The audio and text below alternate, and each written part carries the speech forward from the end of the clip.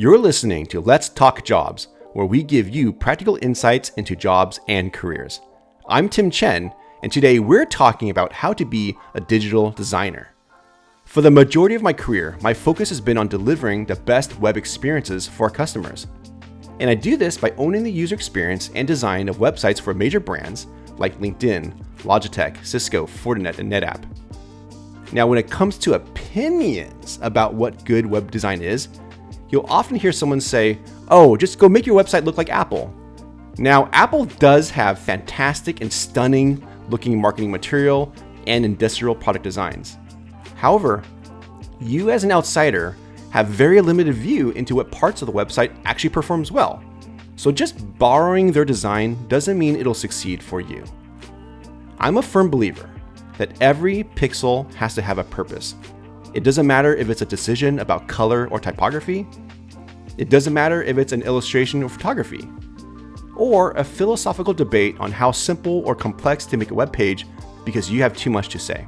Everything you decide to put on a website should be done intentionally. A good web design engages a visitor, compels them to take action with the least amount of clicks possible, and can be backed by data. I have a huge amount of respect and love for the field of digital design and user experience. It truly is as much science as it is art. So if you've ever considered a career in digital design, or you're curious how to transition to different opportunities within the field, then this episode is for you. Today, we're going to have a conversation with Jonelle Chandler. She's the VP of Creative and User Experience at Qualified Digital. In this video, she's going to give us practical insights about topics like the differences between UX and visual design, tips to ensure web development builds what you designed, and then we're going to talk about Jonelle's own career journey and how she deals with criticism and imposter syndrome. All right, let's get started. Hey guys, today we're going to talk about everything around how to be a creative and how to be a designer. Joining us today is Jonelle Chandler. Jonelle, how are you doing? I'm good, Tim. How are you? I'm doing really good. Jonelle, I've always really deeply admired and respected how you do your craft. Like, of course, quality of work and your creativity, your range is all there. But I think at the end of the day, what always resonates with me is you as a human. Like, you're an empathetic individual. You're just cool to work with. And that really kind of resonates in your design, quite frankly. So can you tell us a little bit about like what you're doing right now and how long you've been doing it and maybe your journey to how you got here? Yeah, so right now I work for a startup agency called Qualified Digital, and I'm VP of Creative and User Experience. So that means like a lot of different things. But if I kind of boil it down, like you said, the main part is quality of work that comes out of the agency. So we do website designs, mobile app designs, any kind of digital experience, and like really creating a beautiful experience that's meaningful. So that's like one part.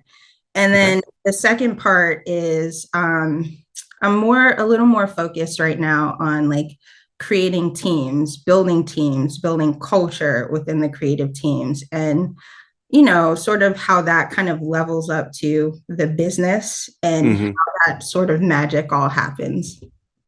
And so let's actually talk about that a little bit before we get to your journey, because I think building a team and what you look for is really important. And quite frankly, design as a category is really, really broad with many applications. And so can you maybe tell us about like the common types of design that you interact with or that you personally execute, and then what maybe you're looking for in designers? And they could be from early career to very senior. Yeah, so the type of design for this agency specifically, it kind of boils down into user experience and then visual design. And then there's like subcategories within those. So typically they don't mix, but sometimes you also might have a hybrid person. But for user experience, these are the type of people who I kind of relate it to architecture. They like to draw the blueprints. They're into the requirements, the spec work, the functionality, like how are we going to make a plan to build this? So kind of like job titles in those would be like a UX researcher, a UX designer, sometimes product designer. And then on the visual side, which is more my sweet spot, you'll have your visual designers, your branding designers. So we're more responsible for the look and feel, the typography, the color, also the experience too. Like when you're scrolling through a site, do things change? Do colors change? How is the type read? So those are kind of the two different groupings. Personally, where I sit is sort of in the middle. I like to figure out the plan, and I also like to make it feel good, come alive, like you're really experiencing it from start to finish. And then I think your second question was around the level of talent. Mm-hmm. So at QD, because we're so small, we tend to right now hire like senior level designers and above, just because the work is so in depth and fast paced. It's very hard to train. But we'll hire from like a senior or a lead, director level to VP level. And basically that means you know how to work on a project from start to finish, you're client facing, you know all the ins and outs. So you're really focused on the challenge at hand versus the process. You're focused on what's the best experience I'm making for this customer versus, you know, like how do I get from A to B? You're focused on more of the challenge. So that's an interesting space to be hiring for, because a resume can look really, really good, right? But you don't really know what you're going to get until you see it in practice, especially at the senior levels. Like, how long have they been away from doing actual hands-on work, right? So how do you go through and kind of process that, evaluate a talent, and that the whole gamut?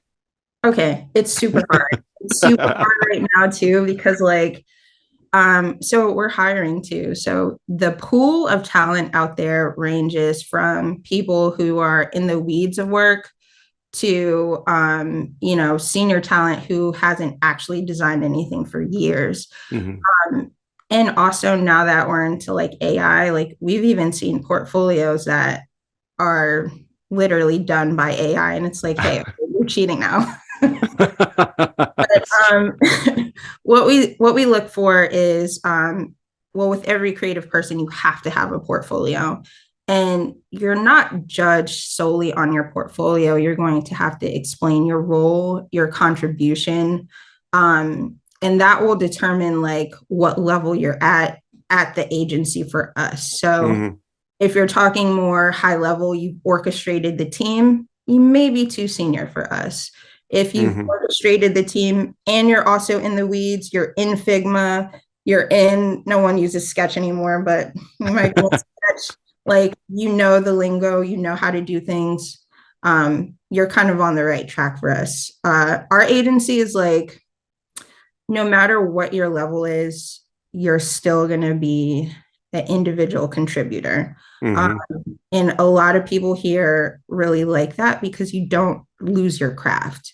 It's a lot of responsibility, but you're still in the weeds with everyone else. You're taking out the trash too. Yeah. I think that's a really, really good perspective. I think I agree with you, actually, not even just in design.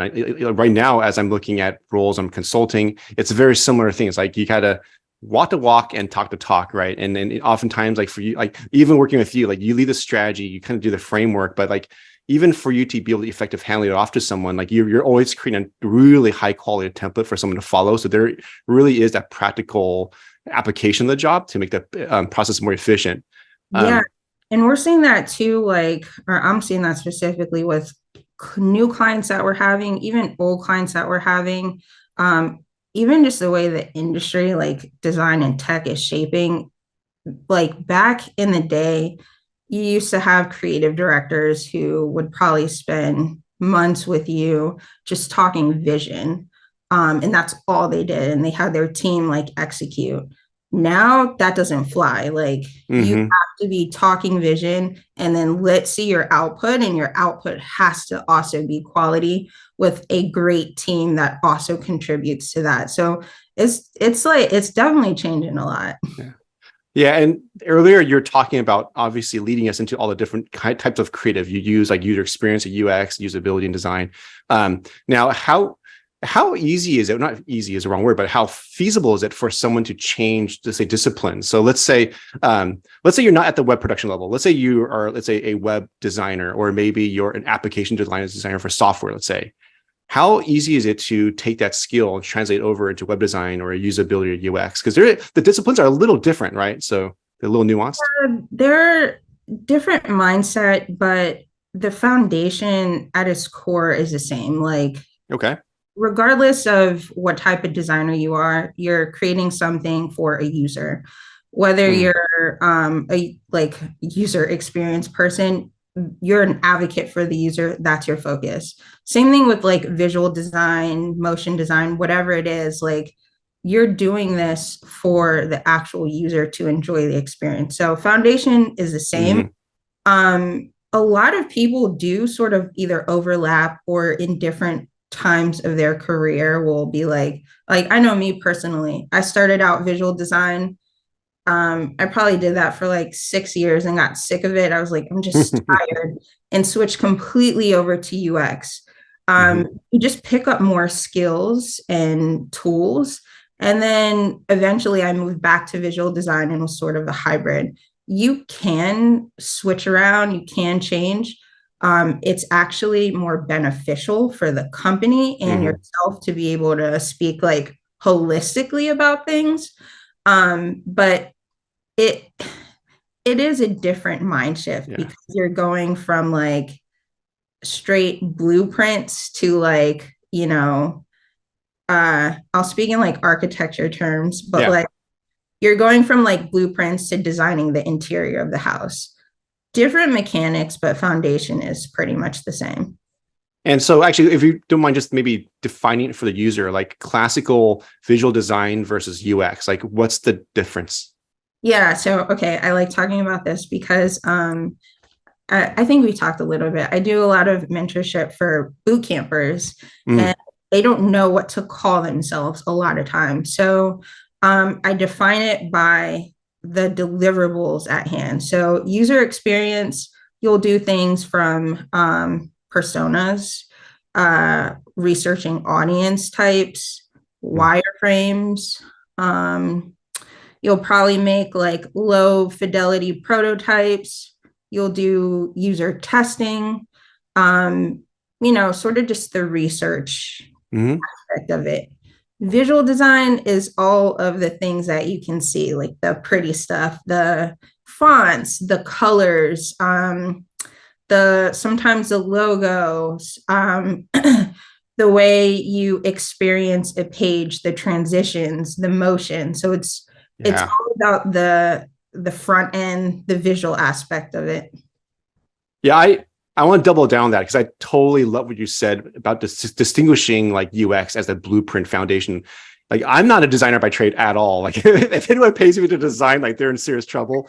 But the principles of UX, like I definitely utilize from a web marketing strategy point of view. Like the tools I use is, you're gonna laugh. It used to be MS Paint drawing 16-bit colors, and then like now I'm like using PowerPoint or like Google Slides, right? But Yeah. the idea of like putting your thoughts on a paper in a way that conveys hierarchy of content and importance in lieu of design is really important because you're, again, that's the strategy piece of it where you say, hey, look, to your point earlier, here's the customer I'm going after. Here's what I believe they're interested in, whether it's top tasks or whatnot, organizing content in a way that you believe delivers on those top tasks.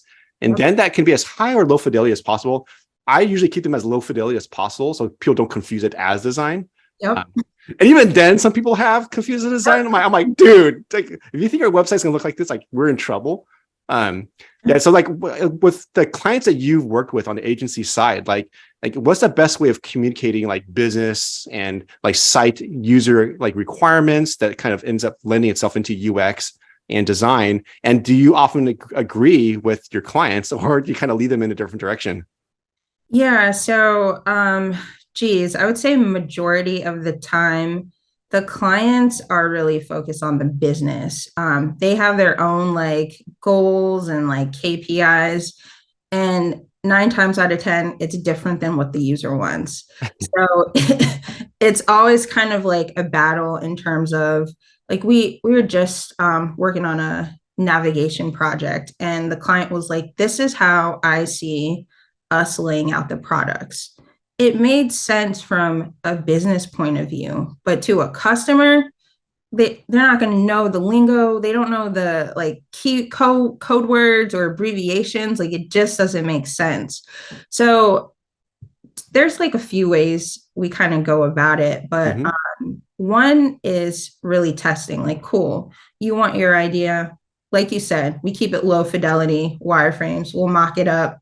Sure, this is what you requested. Cool, but this is what we recommend coming from a user point of view. Like how I sort of define user experience is like you are always the advocate for the user. Mm-hmm. There's going to be a lot of, different opinions coming your way.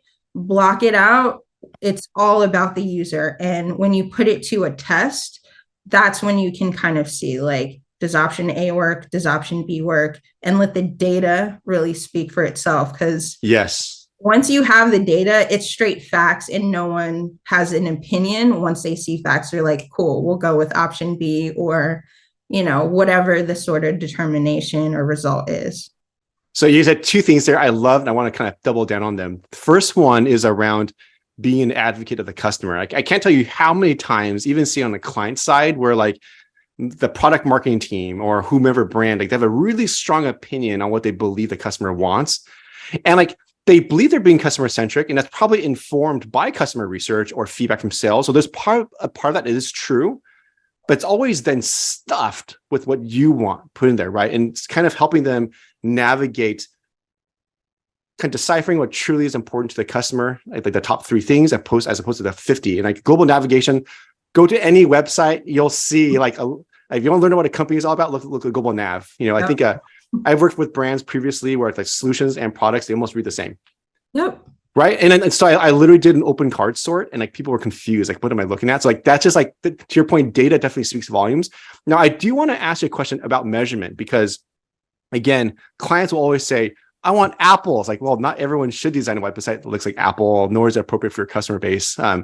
But like, you don't know how a certain design element on Apple actually performs. So you can't necessarily emulate that without data, right? And so as you're going through and creating design, how do you build in the practice of testing and research and kind of optimizing? Is that part of your engagement with your client? And do they usually push back because they just want to design something and they're done with it? Like, how do you approach that?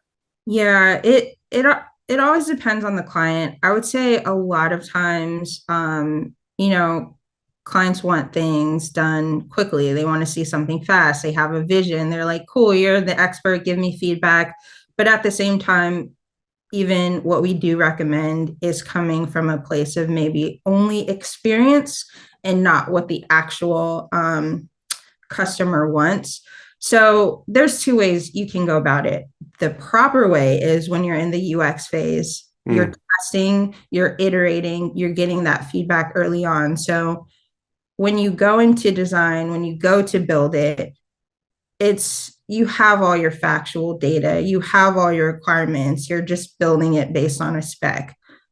That never really happens. So like what we typically do is we build through experience and sort of goals. And then at the end, we test.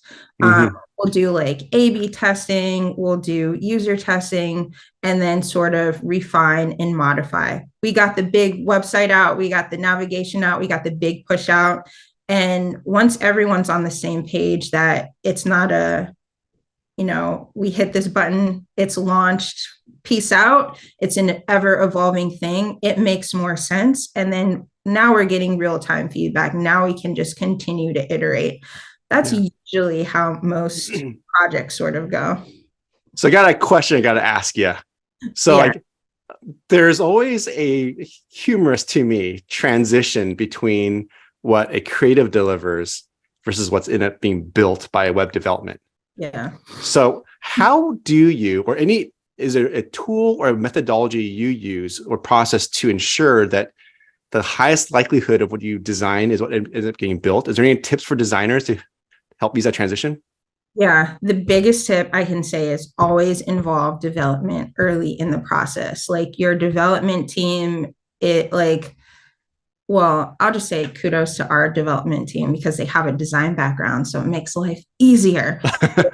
If you don't have that, development needs to happen. Like they need to have a seat at the table at the UX phase. They need to understand what's going on, and also like how I sort of think of creative too is it's not just the creative team. Developers are creative, strategy is creative, data is creative. So involve them at the beginning because they're going to have ideas on how a cool experience is from the development point of view. So including them early in the process, having them in design reviews so that they can say, hey, red flag, I don't know if I can build that, or now Mm-hmm. is a good time for me to start researching how to build it exactly how you want. So that would be like tip number one. Number two is Figma is a great tool for design and development collaboration. It gives them code. It allows us to prototype things. Mm-hmm. A lot of sites right now like are not static. They have motion and movement. And as designers, we used to like say, hey, can you make this like squiggle or whatever? And the developer is like, I don't know what that means. Now we can like really animate things quickly and be like, hey, is this something that you can do? And you're sort of collaborating in real time with the developer. So Mm-hmm. that's how you kind of break that barrier from seeing a nice, beautiful comp to what we sort of call developer ready, which is like, hey, Yeah. what is this? It doesn't look anything like it. Yeah. It helps like smooth all that over. Yeah, that's a really, really good point. I think bringing development early on, I can think of a lot of examples where that's actually really, really important. So, for example, like these days, people want elegant design, and sometimes elegant design is more flowy in nature, and maybe there you build depth by having layers. Maybe the copy and elements sit differently. But if you're a developer, and you think of the world in terms of horizontal blades, and in terms of responsive design, that little edge you wanted to fly out now breaks into another blade, and now that actually physically can't be built that way. And so you're right. Like there's a lot of these creative elements where you just need to figure with development, like what can we build, and also be responsive. And also got to keep mobile in mind, right? You got to bring them to the table to figure that out. Yeah, and that collaboration is key. I think one project we worked on together, because you were talking about blades, we designed where I think the design had like an angle, and it was Mm-hmm. like, how do you make a nice seamless angle when you have sections on a page? So if I Yeah. just delivered the design to the developer, they would have been like, there's no way I can do this. But Mm-hmm. when you have two heads sort of thinking, it's like, cool, in design, I can kind of fake it. And this one sort of section, like let's have the strip kind of align down here, and then the other one bring it up a little higher. So it faked it in the way that the design still looked good, and we Mm-hmm. were able to have like the different sections. Yeah. So that like design dev collaboration Yeah. definitely needs to happen Cool. in early on in the Yeah. process. Cool. I want to transition a little bit, just kind of hear a little bit about your journey. Like, did you have a traditional, like, linear path to where you got here? Is it kind of like choose your own adventure? Kind of like mine was certainly like this. In terms of where you got to where you are there any kind of like roadblocks you had to overcome, and any kind of lessons you can share with the public here? Yeah, so I think mine was like all over the place. So I actually started out in engineering, Hmm. partially like not even development, like building bridges, like engineering, and totally not for me. And then I moved into architecture, which is why I probably use a lot of architecture references. Um, that's sort of, and that relates to like a lot of UX and wireframes, but that's kind of how I started. I worked at a lot of architecture firms. So Hmm. that's sort of my background. And then I would say from there, I knew I wanted to do something creative. I knew I wanted to be in design. Uh, Back then, there wasn't anything called like user experience. It was just like web design and stuff like that. But I think where I kind of moved around a lot was within different industries of design. So I worked in fashion, product, tech, um, finance, like literally anything you can think of, and just seeing how design worked there. I'd say that probably the bigger lessons for me was like, I would say I was always the type of sort of kid who was like, just put my head down and really work. Like I would try to outwork everyone, first one in, last one out, just really outwork. And I was like, cool. I'm introverted, I'm shy, I don't want to talk. Like I'm just gonna like keep my head down and work.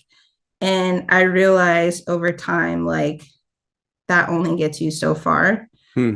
Stops being about, at times it stops being about what you know, but who you know, to help Mm-hmm. guide you, to help open doors, to help even just elevate your own craft. Hmm.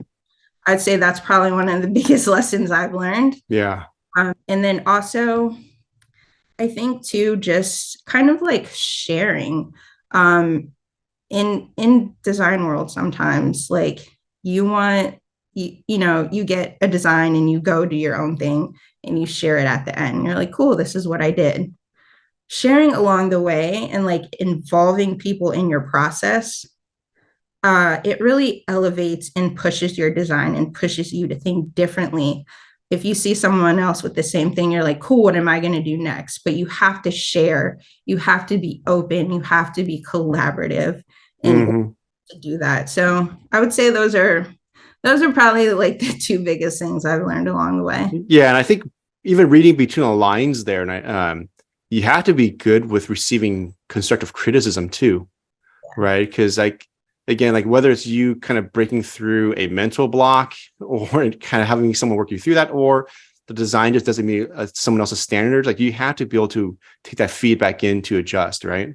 Yeah. So, okay. I think receiving feedback when I first, so designers typically are very sensitive because they put their passion and their all into feedback or into their work. I'm not really like that. And I think school I went to, so I went to School of Visual Arts in New York. This school is like, in order to teach there, you have to be a working professional. So you're getting critiqued by like people who potentially can be your boss. Um, Mm-hmm. Also, a lot of great artists came out of this school, like, a lot of famous people. But the way that they critiqued was like they were not shy, they were really blunt. Some people like cried during critiques. And what it really established was for you to be able to give your all in your work, but then take a step back when you're being reviewed and actually see different perspectives and listen and understand without feeling an emotional attachment to it. Um, Mm-hmm. Through my experience, that's very hard for designers because they're so passionate. But if you're able to sort of separate yourself and be like, okay, this is the work, it's not a reflection of me, you'll be very successful. Mm-hmm. I'm still practicing that. I'm sure every designer is still practicing that. But what that also allows you to do too is become more collaborative. It allows you to see things from a different light and a different perspective. And a lot of times that's what creativity is too. Yeah, I remember it was on LinkedIn. There's like one saying that is always so cheesy, but it's so true. It's like they literally say like feedback is a gift. It is. But it's also like a double-edged sword too, right? But I think once you get in the habit of soliciting the feedback, that puts you a little more in the control of the feedback loop, as opposed to someone bombarding you from the side and critiquing your screen. I think you're right. There's an element of proactivity where you can control that, and then you can prep yourself for that. But you're right. Like people who are passionate about the work, like musicians alike, right? It's also very, very subjective, by the way, right? And so somebody that's kind of like the way I do things is like there's just critique, and then there's like their opinion, and then there's truth. So like, how do I cut through all that critique to find the nugget of truth, and I hold on to that, right? And then let the other stuff don't bother me emotionally. Sometimes I need to go out for a walk to decompress. There's methods. But yeah, you're totally right. I'm kind of curious for people who are looking to maybe explore transitioning into like the creative field, right? Do you have examples of people who maybe come from non-traditional backgrounds? And whether it's the mindset carries over or whatever. Can you give some examples of that? Yeah, there's a few people who I've sort of mentored just when they were transitioning from a completely different industry into design, and also their fears about, does this make sense? So Mm-hmm. I think one one girl I'm thinking of, she was a teacher, high school teacher, and she was just really interested in, how to build websites, how to make websites in the creative point of view. Totally, completely different than teaching high school students. So she thought, but Hmm. a lot of those skills are transferable when you're presenting, when you're thinking about how to explain complex, I don't know, mathematic equations to high schoolers or to children. It's a lot about understanding the audience and the user. That's what user experience is, knowing Yeah. how to talk to people, knowing how to present. All of the sort of foundational stuff, of course, you got to learn it, boot camp, school, sure, that's teachable.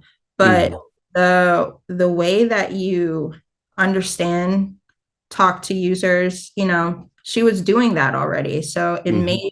it was a tool that she could just use and leverage to kind of set her apart.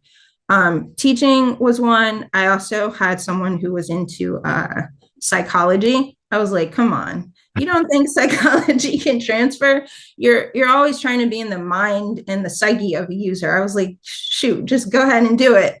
I mean, a lot of skills kind of transfer. There was a football player who, hard work ethic, like, a lot of things can transfer, and really the teachable stuff you can just learn online. Yeah. Even to turn that on its head, I agree with everything you say.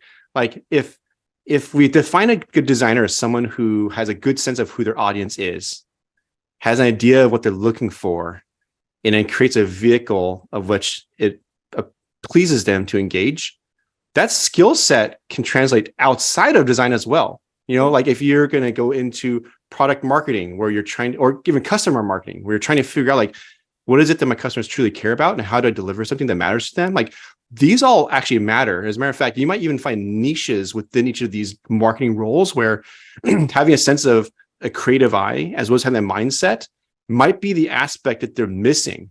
And so I think for people who are looking at transitioning careers, like if you feel like you've been in a career in creative your whole life, to move out, I don't want you to feel discouraged from doing that. Because as a matter of fact, you are a lot closer than you might realize. But to your point, Jonelle, you got to put in some of the work, whether you're within creative or externally. But again, that's teachable, right? So I liked how you framed that. Yeah, even in part of my career, I got really burnt out in design. I didn't, it was like a lot going on. I just didn't even feel like I wanted to be a designer. And I switched to product management. Like I was an engagement manager. I don't know why I did that, but like I had a time. But even a lot of those skills were transferable because when you're in a management position, especially at an agency, it's really valuable to be able to talk about all of the different um not industries, but all of the different aspects of the business. So I was a project manager and I could talk about development without the dev team being there. Not in detail, but Mm-hmm. holistically, I could talk about design. I could talk about how everything sort of connects. So it really does, like all these skills are really transferable. Even now, like my role right now is leadership. Um, I can now look at the business in a different way and be like, cool, there's a bunch of problems in the organization that we can be more efficient at. Here are my user groups. How do we get from point A to point C in a Yeah. seamless way? Like you can take a lot of these tools and apply it literally anywhere. Yeah. I totally agree. Like skills absolutely build over time. I remember early in my career, I didn't have the experience to lean on. And so I got, and actually to age myself, I graduated college during like a 2000 .com bubble burst. So like marketing was literally the last role people were hiring from. And I took random jobs at like coffee shops, or like I've also did like content entry. I was even in a call center, like calling people at like 8 a.m. on a Saturday, saying that they overdrafted their bank account by like $2. Now they owe 20. Like you get a lot of angry people. But I think that the key point is, if every single experience or project you work on, you have to have a sense of true north in terms of what you want to gain out of that experience. And as long as you're learning something, then no job experience is ever beneath you or non-applicable to you. So I'm thinking like, even as an early career, let's say you're a production artist and you're like, oh man, I'm just stamping out templates and they feel very transactional. Well, you could think about, hey, how can I do this more efficiently? Or is there a way to optimize a template? You just by doing that and change that mindset, you are by the way, not only separating yourself from the rest of your peer group, but you're gaining skills to do that, right? And I think people will notice that. And I think that kind of thing carries through your whole career. 100%, 100%. So Jonelle, I got a question for you. So one piece of advice for a early career creative, and one piece of advice for someone who's senior, who's looking at growing a career. Like what advice would you give to them? Okay, early career. The advice I would probably give is learn and absorb as much as you can from all aspects, inside your field, outside your field. Just find where your interests are, learn and absorb as much as you can, and take notes and keep them somewhere. For a senior person, I would say, oof. I think for me, I would say balance, learning balance. Probably because I struggle with that a lot, but learning to balance and prioritizing the things that are meaningful to you. I love that. I agree with all that. It's like I'm like nodding my head. I'm like, yeah, you're like talking to me. How do you read my mind? Transitioning actually out of the world for design a little bit. Like I think earlier I started off this conversation like totally like throwing compliments your way, but it's totally genuine. Where like I really expect you as just a human being, and there's an aspect of like bringing your true authentic self to work. But even before you can do that, you kind of have to discover that a little bit. And so I'm kind of wondering how did you discover your sense of self? Like what did that journey look like? And then at what point did you feel like that who you were like outside of work was the same person at work? I feel like I'm still on that journey. Okay. To be honest. I think for me, like I kind of mentioned this too. I'm like super introverted. I'm super quiet. So I think for me, whenever I go somewhere, a new company, whatever it is, even outside, like I'm meeting new people, I'm sort of just this sort of quiet person that observes. And then once I start to feel comfortable, I'm like, cool, it's me. Like, woo, like you get the full version. But I think it takes time and a certain space and like your people in order to feel comfortable enough to, like not have to be your authentic self. I think too, work wise, like I dealt with like a lot of imposter syndrome. So I couldn't even be able to feel like my authentic self. So I did a lot of things. Like I went back to school, I joined groups, I joined like clubs or whatever to talk these things out with people who felt the same way. And I was like, cool, I just can be open about this stuff because everyone's feeling like this. It's not just me. I'm not in this alone. And as soon as I started to do that, everyone was like, yeah, I feel the same way. And it became such a safer environment that, yeah, like, cool. If you call me like, on the weekend, I'm the same person as you see me on Monday, except maybe I'm just more sleepy. It takes time. It definitely takes time. It definitely takes practice. I'm still learning how to just even be more open and authentic. And like, it's also just knowing yourself too. And that's a different journey for everyone. Yeah. The imposter syndrome is a big one. And I absolutely went through it. I don't know if I shared this story with you, Jonelle. Like when I was interviewing at LinkedIn, so I was being brought on to be their senior web marketing manager. That was a title where like LinkedIn had just acquired lynda.com, and they're trying to launch LinkedIn Learning. And so there's all this stuff, right? I remember during my interview, like all the way up to the VP who was interviewing me, like they asked questions that were like way in the weeds. And I was like, oh my God, like they know how, like they could probably do my job, and it's not their title.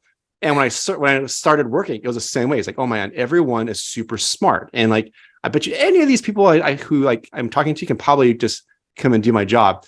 And for that first year, I was like really miserable. I self-inflicted wounds to myself a lot. There were some areas that were legitimately areas of improvement though. Like earlier I mentioned, like find the truth nuggets within criticism. Like my area was like analytics. I love analytics now, but back then it was like, I was never the one pulling the data. I was the one using the data. So now I got to pull my own data. It's like, oh my God, if I pull the wrong data, then like I'm screwed, right? And I would present and people would like catch mistakes on the fly.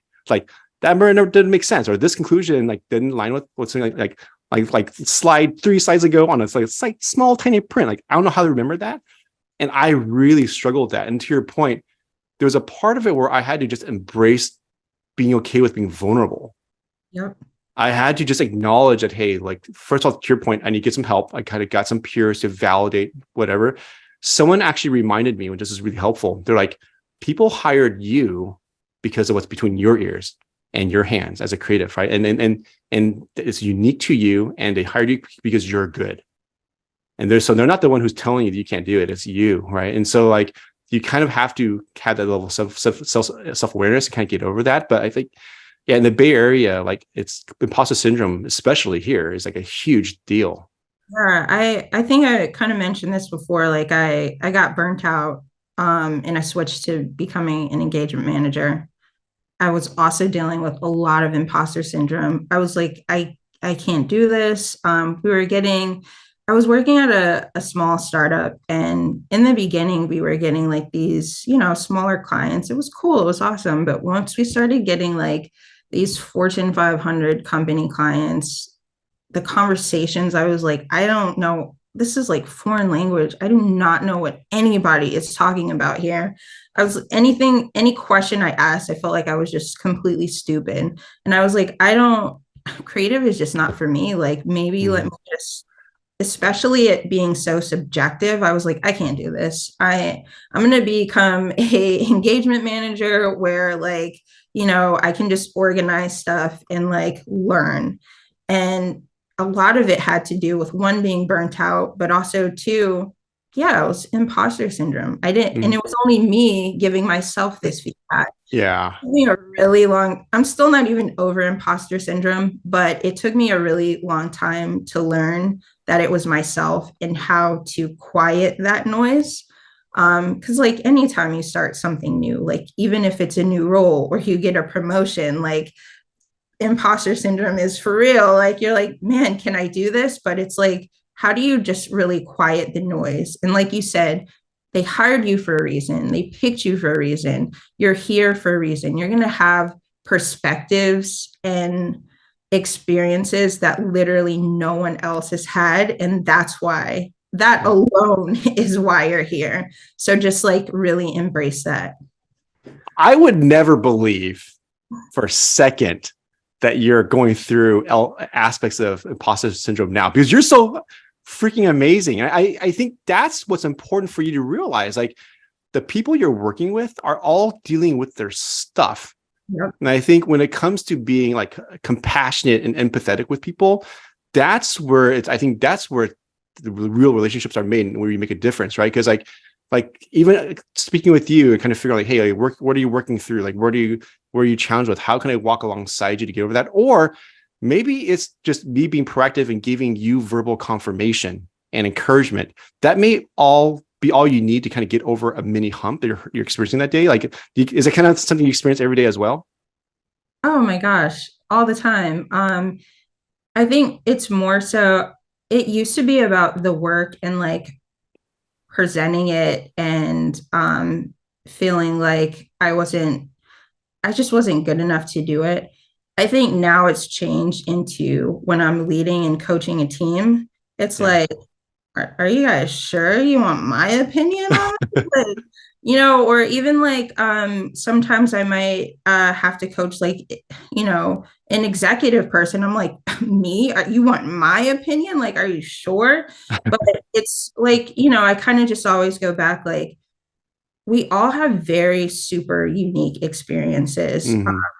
And we just sort of have to, that's why we have a seat at the table, or we're coming to make a seat at the table. I totally experience it every day, but a lot of times I just have to be like, is this the truth? Is this how you're feeling? Is this an emotion? Yes, then just quiet that noise, because it's, Yeah. for me, I'm like, it's not going to go away. It's always going to be there. All my self-doubt is going to be there. I'm human, but like, I just have to quiet it and just speak from my, like we were talking about, authentic self and my experiences. Yeah. Well, Jonelle, I just want to thank you for this time. I really enjoyed this conversation. I think there's a lot to be learned from what you said. There's a lot of wisdom in your experience. So just thank you for taking the time with us. Thank you for having me, Tim. All right. Talk to you later. All right. Bye.